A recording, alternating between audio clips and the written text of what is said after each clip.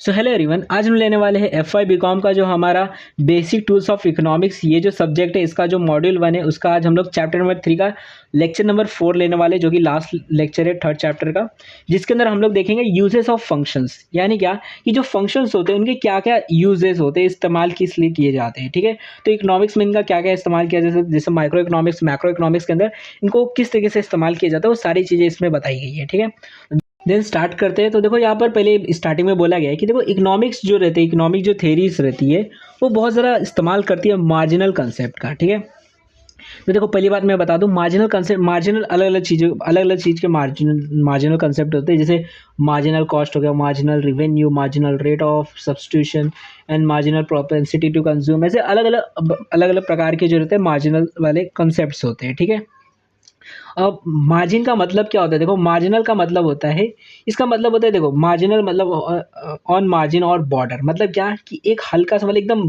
बराबर में एकदम बॉर्डर के पास है। मतलब बेसिकली इसका मतलब ये होता है, सिंपल मतलब ये होता है कि जैसे अगर मान लो मार्जिनल कॉस्ट की बात करें, ठीक है, मैं एग्जांपल के लिए ले रहा हूँ, मार्जिनल कॉस्ट की बात करें तो इसका मतलब ये होता है कि अगर मान लो आपका जो मतलब पहले जितना कॉस्ट था, ठीक है, पहले कितना भी कॉस्ट था उसके अंदर आपने एक एडिशनल कॉस्ट लगा दिया, यानी थोड़ा सा आपने एडिशनल खर्चा कर दिया उसके अंदर। जैसे मान लो पहले आप 10 रुपया लगाते थे, मान लो जैसे 100 रुपया लगाते थे, ठीक है, 100 रुपया खर्चा कर देते, और उसके अंदर आपने अब क्या किया कि इसके अंदर आपने 1 रुपया एडिशनल लगा दिया खर्चा। ठीक है, 1 रुपया एडिशनल खर्चा लगा दिया।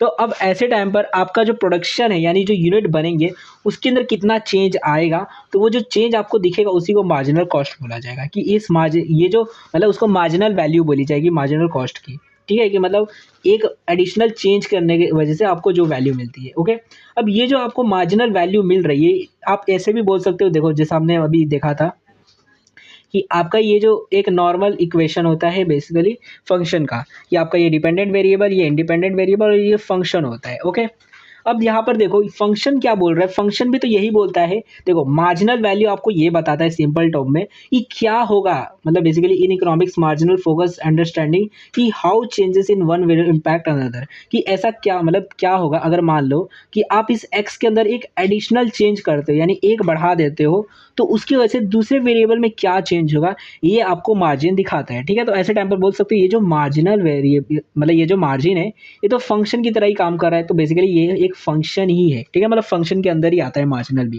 ओके, ये जो मार्जिनल कंसेप्ट है, तो ये आपको समझ आ गया, इसलिए यहाँ पर इस्तेमाल बताया जा रहा है मार्जिन के बारे में, क्योंकि ये भी एक मार्जिनल कंसेप्ट ही है फंक्शन का, मतलब फंक्शन का एक कंसेप्ट है। ठीक है, मार्जिनल। अब ये लिखा है देखो कि दस marginal concept refers to the functional relation. ये मतलब बताता है कि इफ द इंडिपेंडेंट वेरिएबल, यानी जो एक्स होता है, और is determine the dependent variable Y, यानी कि क्या कि ये जो वाई को डिटरमाइन करता है कि वाई कितना होगा। ठीक है, तो अगर मान लो and we wish to know कि what will happen, what will मतलब चेंज होगा, कि क्या होगा, मतलब बेसिकली वाई के अंदर क्या क्या चेंजेस आएंगे अगर हम एक्स के अंदर कोई स्मॉल अमाउंट का चेंज ला दे उसके प्रेजेंट वैल्यू से। यानी कि पहले अगर मान लो अभी 10 रुपया था और उसके अंदर हमने 1 रुपया बढ़ा दिया, तो उसकी वजह से आप प्रोडक्शन में कितना चेंज हो जाएगा, यानी अपना जो प्रोडक्शन है उसके अंदर कितना चेंज हो जाएगा। तो वो जो हमको वैल्यू मिल रही है, चेंजेस दिख रहे, इसको हम लोग बोल देते हैं मार्जिनल वैल्यू, जो हमको मिलती है बेसिकली।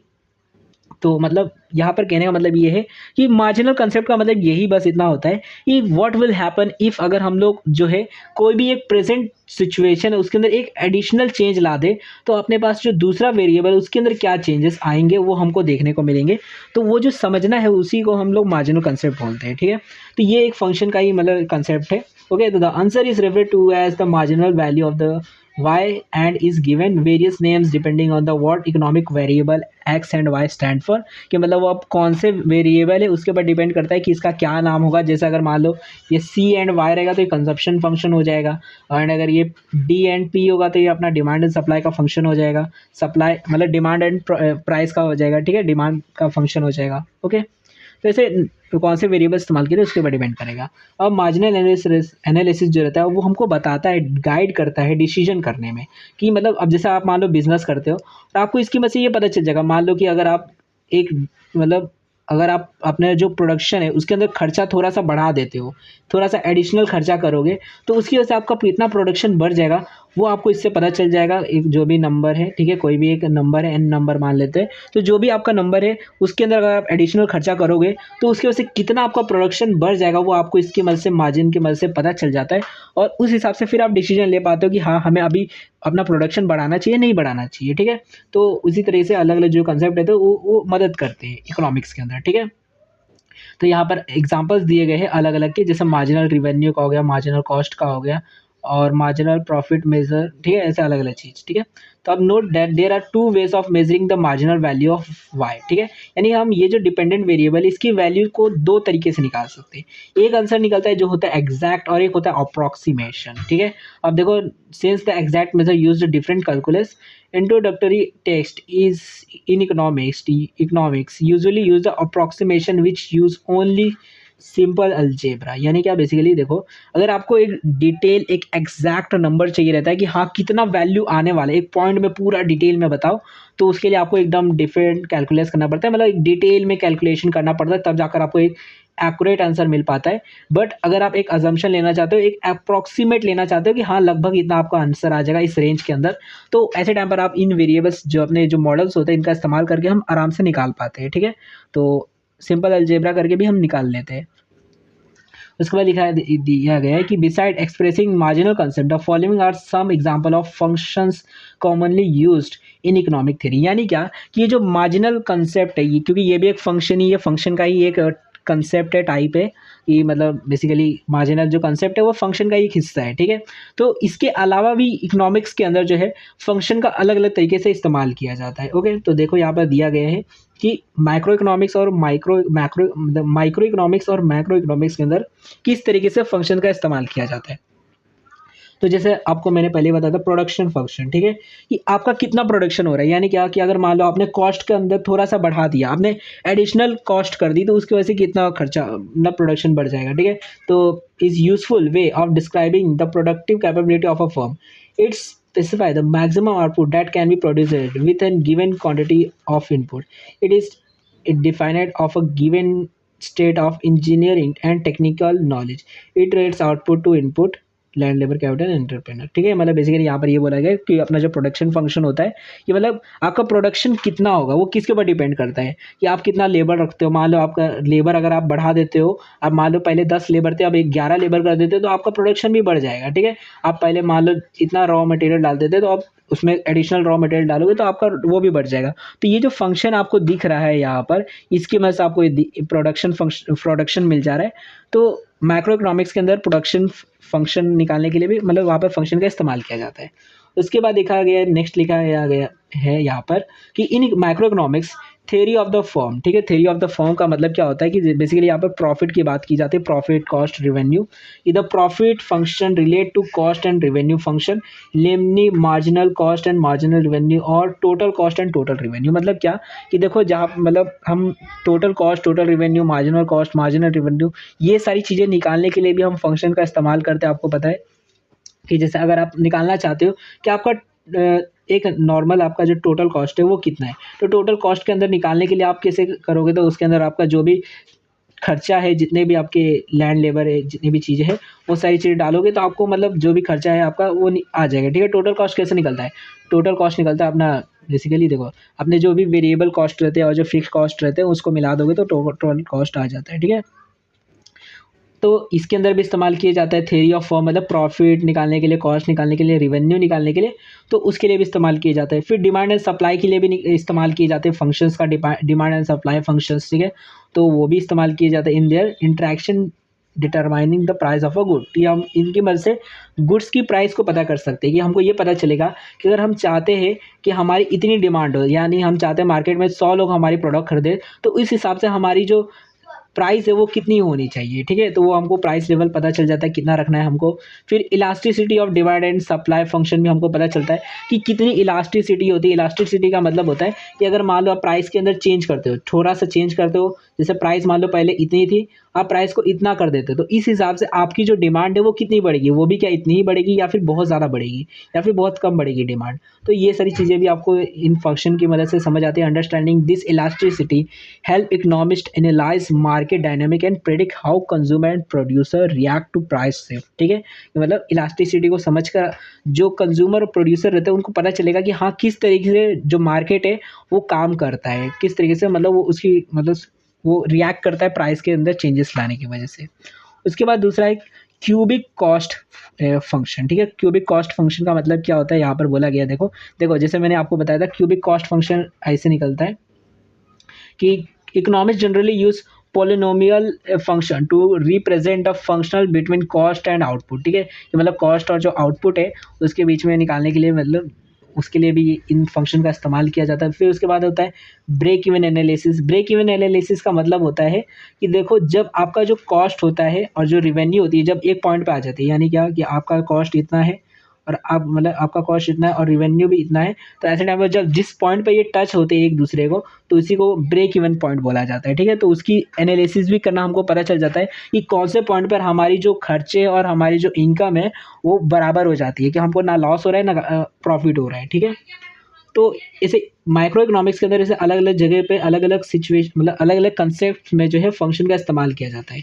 ऐसे ही मैक्रो इकोनॉमिक्स के अंदर भी इस्तेमाल किया जाता है, जैसे कंजप्शन फंक्शन, जिसका मैंने बहुत बार एग्जांपल दिया क्योंकि वो ईजी रहता है आपको समझाना।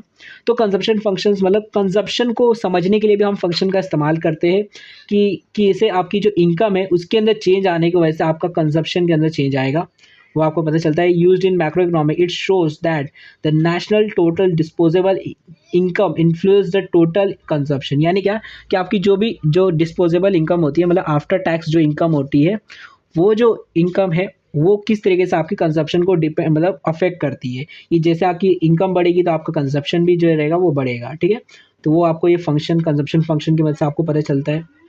उसके बाद देखो अब जो दूसरा है उसके बाद वो है द सेविंग फंक्शन। ठीक है, अब ये क्या होता है, तो देखो इस ग्राफ से मदद से समझो कि जो कंजप्शन फंक्शन होता है कि देखो आपका कंजप्शन कितना है, आप इनकम इतनी कमाते हो। ठीक है, आप इनकम इतनी है और आपका कंजप्शन इतना है। ठीक है, ये आपका इनकम का ग्राफ है कि आपकी इनकम ऐसे बढ़ते जा रही है और आपका कंजप्शन जो है वो ये है। ठीक है, आपका कंजप्शन ये है, तो इस लेवल पे आपका कंजप्शन चल रहा है अगर आपकी इनकम इतनी रहेगी। मतलब क्या कि अगर मान लो आप 1 लाख रुपए कमा रहे हो उसमें से आप 70,000 रुपये खर्चा कर रहे हो। ठीक है, तो आपकी इनकम और कंजप्शन कभी भी एक नहीं रहती, इक्वल नहीं रहती है, किसी पॉइंट पे रहती है बट नॉर्मली आपकी इनकम और जो कंजप्शन है वो इक्वल नहीं रहती। आप पूरा पैसा थोड़ी खर्चा उड़ा दोगे, कुछ पैसा रखते हो आप फ्यूचर के लिए। ठीक है, तो वो जो बचा हुआ जो इनकम होता है वही हमारी सेविंग होती है। ठीक है, यहाँ पर ये जो डिफरेंस दिख रहा है इनके बीच का यही अपनी सेविंग है। ठीक है, तो यहाँ पर अपना जो सेविंग फंक्शन होता है वो यही होता है कि जो डिफरेंस बिटवीन जो रहता है इनकम और अपने कंजप्शन का वही सेविंग होती है। तो the show relationship between the level of saving and the income,